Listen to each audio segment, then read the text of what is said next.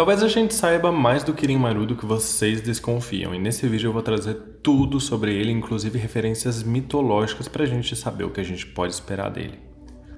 Olá meus queridos, eu sou o Avalon das páginas Avalon Geek e hoje nós vamos conversar um pouquinho sobre Kirin-Maru e também sobre o Rico, porque dá pra gente teorizar um pouco, então continua até o final do vídeo porque esse vídeo vai ter teoria, esse vídeo vai ter informação confirmada e esse vídeo vai ter também referências e embasamento mitológico que deram origem ao Kirin-Maru e às 4 ameaças.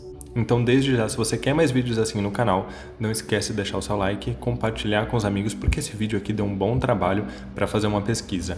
E vamos logo pro vídeo. Primeiro eu tenho que começar falando sobre Kirin-Maru. Quem é Kirin-Maru, não é mesmo?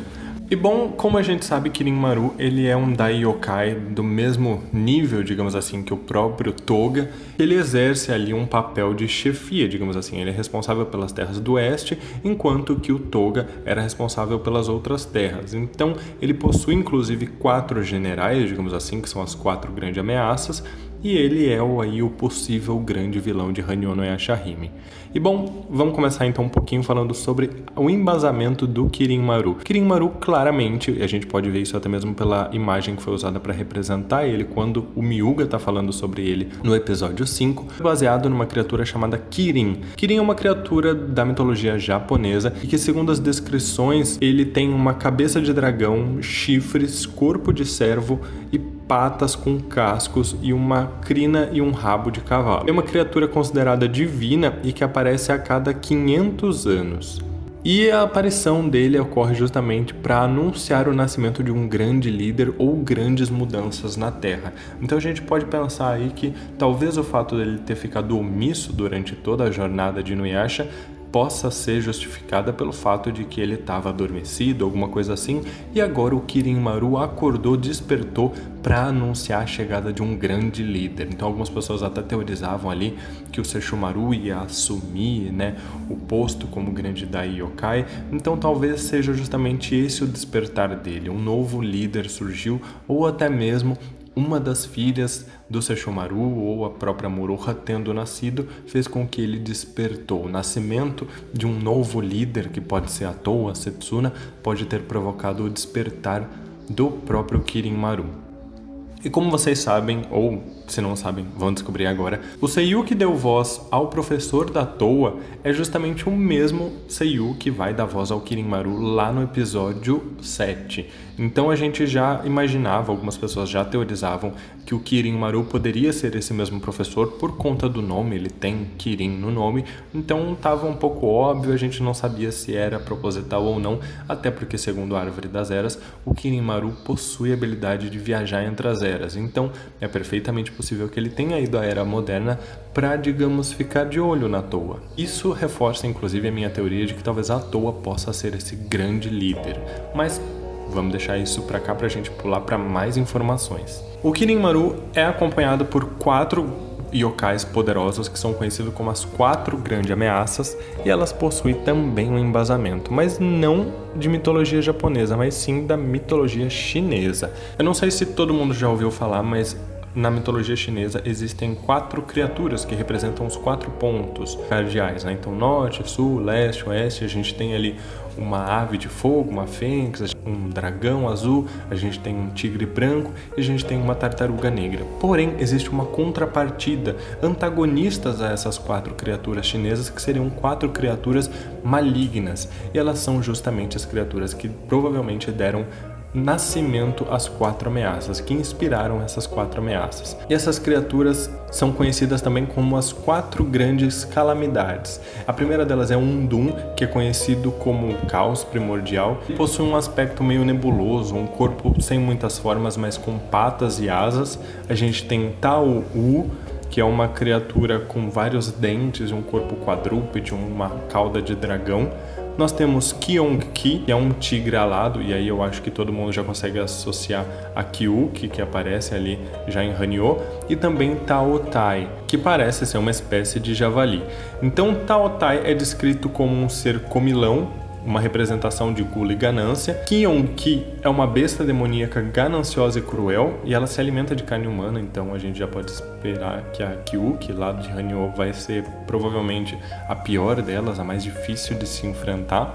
E o Tao-U é habilidoso na adivinhação e capaz de prever passado e futuro. Isso pode até interferir ali para que talvez ele tenha de alguma forma previsto o nascimento desse novo líder e informado o Kirin-Maru, inclusive informando para ele que ela tinha à toa, caso seja ela, tinha ido ao futuro, enfim, a gente não sabe. Mas essas 4 criaturas são provavelmente a base das 4 grandes ameaças. Eu vou deixar aqui para vocês uma imagem comparativa de uma imagem da mitologia chinesa, justamente uma imagem que apareceu para representar essas criaturas lá em Hanyo no Yashahime, e isso revela que sim, muito provavelmente são as inspirações mesmo, e a gente já pode aí pensar que são criaturas bem poderosas porque elas representam aí verdadeiro caos e maldade, e são os antagonistas às 4 criaturas da mitologia chinesa. E aí eu me pergunto para vocês, será que a gente vai ter outras 4 criaturas benevolentes, 4 criaturas como um tigre branco, um dragão azul, uma fênix e uma tartaruga preta?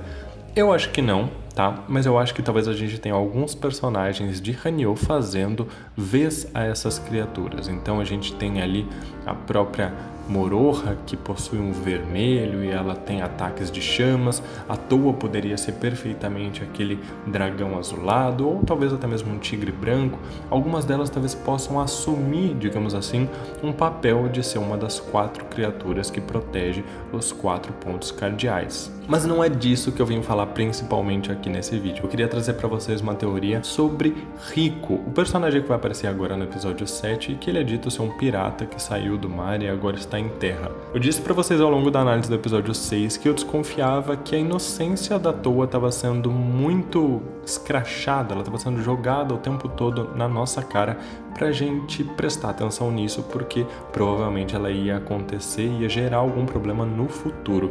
E eu acho que é justamente isso. Eu desconfio que Rico, muitas pessoas estão shippando ele com a Toa já, mas eu desconfio que na verdade o fato dele ter uma aparência um pouquinho mais feminina vai fazer com que a Toa se identifique um pouco com ele, afinal ela sabe o que é sofrer alguns preconceitos, então ela vai encontrar alguém parecido com ela nessa era feudal, coisa que ela não encontrou na era moderna, e vai fazer com que ela se aproxime dele. Ele parece uma pessoa gentil e a inocência dela vai fazer com que ela baixe a guarda, e aí onde eu acredito que o Rico pode acabar sendo 2 caras. A gente vê nas imagens da prévia que ele possui uma espécie de brinco que eu desconfio ser uma pérola do arco-íris. Pode ser tanto a prateada como talvez uma outra pérola que a gente não sabia onde estava. Mas a minha teoria mais importante e o que eu acredito é que o Rico pode ser, na verdade, filho de Kirin-Maru. A gente tem uma pequena cena na prévia que revela o que parece ser a imagem de Kirin-Maru, e o rosto dele me lembrou um pouco o desenho do rosto do próprio Rico. E por que não imaginar que ele usaria um filho mais jovem para se aproximar das herdeiras do trono, para se aproximar das herdeiras do grande Dai Yokai, para que ele possa talvez roubar as pérolas arco-íris dela sem que elas desconfiem, e principalmente começando pela Toa. Afinal, se o Kirin-Maru estava se disfarçando de professor e ele se aproximou da Toa, ele conhece como a Toa é, sabe o quão ingênua ela é e o quanto o filho dele, que eu desconfio que seja o Rico, vai conseguir se aproximar, vai conseguir fazer com que ela baixe a guarda e então ele possa roubar a pérola dela e talvez até mesmo das outras, da Moroha e da Setsuna. É claro que eu posso estar extremamente equivocado e viajando bastante aqui nas minhas teorias, mas eu acho que isso daria uma dinâmica bem legal. Eu tô bem empolgado com o episódio 7, porque ele vai focar nos personagens novos, ele vai introduzir novos personagens, e eu acho sim que a gente vai ter um Rico sendo aí um vilão. Talvez não um vilão total, talvez ele empenhe um papel ali meio Kagura, sabe? A Kana começa sendo vilão e depois acaba ajudando os protagonistas, né? No caso, ajudando as 3 princesas. Talvez ele se comova e acabe gostando da Toa e por isso ele pare de ajudar o pai. Mas eu acredito que ele vai sim, pelo menos nesse primeiro momento, desempenhar um papel ali meio de vilão, porque eu já desconfiava um pouco disso quando eu fiz a análise do pôster, né? Vocês sabem que eu desconfiava que talvez ele fosse uma cria do Naraka, alguma coisa assim. Ele tem um aspecto um pouco vilanesco, a maneira como ele tá colocado ali perto da árvore, perto do próprio Sesshomaru e do Inuyasha. Eu desconfio sim que pelo menos no começo ele vai desenvolver um papel de vilão e talvez ele seja filho do Kirin-Maru. E eu quero saber a opinião de vocês sobre tudo isso. Eu trouxe de forma bem sucinta aqui as inspirações mitológicas, só para vocês terem uma ideia de que esses personagens possuem embasamento. É um embasamento bem legal, eu não vou me aprofundar muito nisso, mas eu fiquei bem empolgado em saber que eles estão procurando referências mitológicas para introduzir na série, para novos conceitos de personagens novos. E eu quero saber o que vocês acham sobre o Rico, o que vocês acham do professor ser o Kirin Maru, né, que já foi confirmado praticamente pelo fato de ser o mesmo Seiyu. Quero saber tudo nos comentários. Um grande abraço, até mais e não esquece de compartilhar com seus amigos e deixar um like no vídeo, hein? Tô de olho.